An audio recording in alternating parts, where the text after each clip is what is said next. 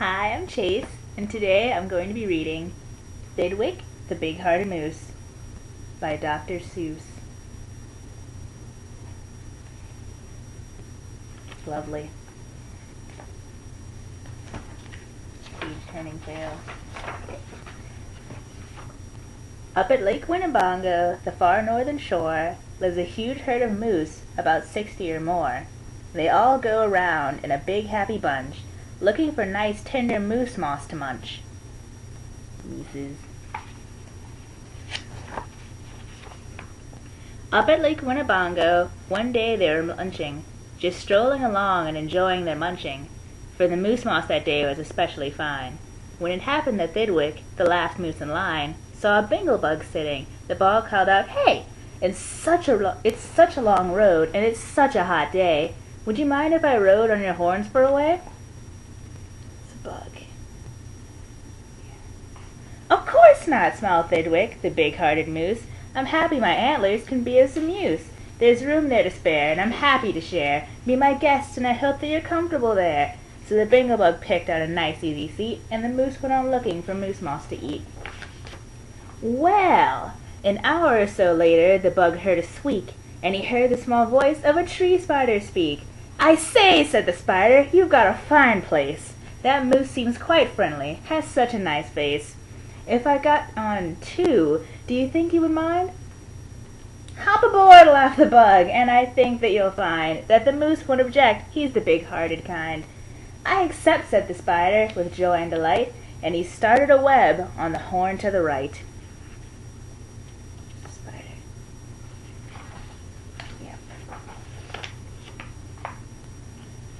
While the spider was spinning, he heard a gay song, and a fresh little zinazoo bird came along.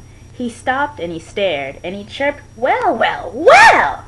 What a smart place to build! What a great place to dwell!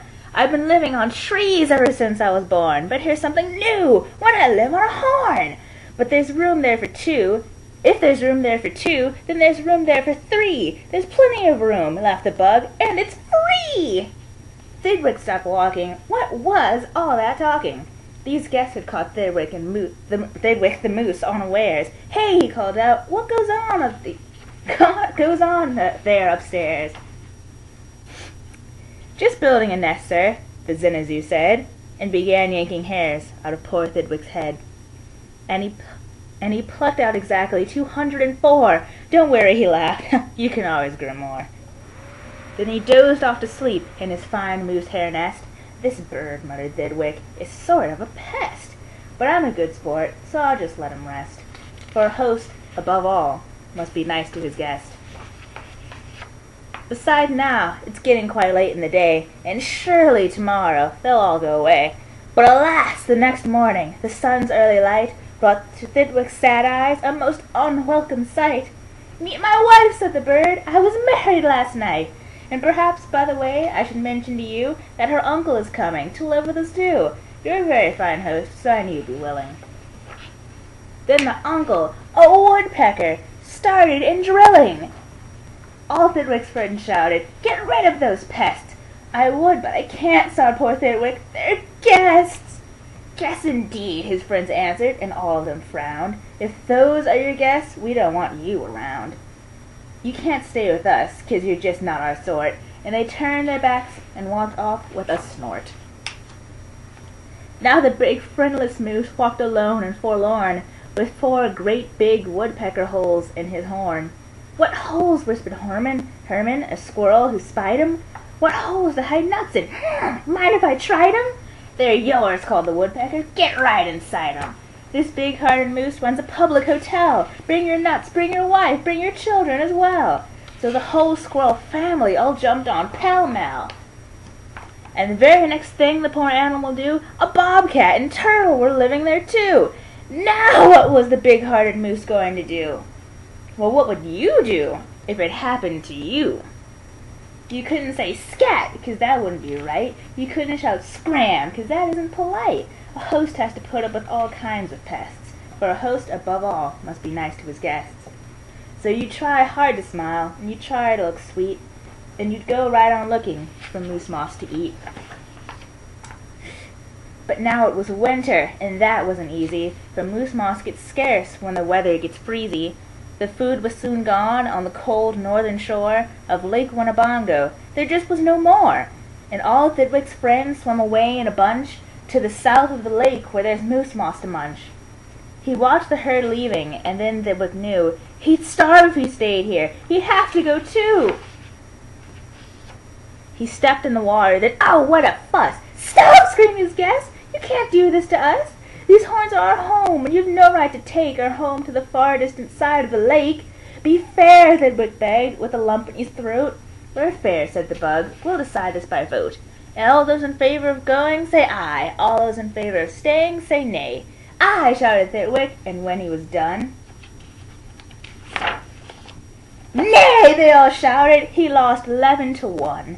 We win, screamed the guests, by a very large score, and poor starving Thidwick climbed back on the shore. Then do you know what those pests did? They asked in some more.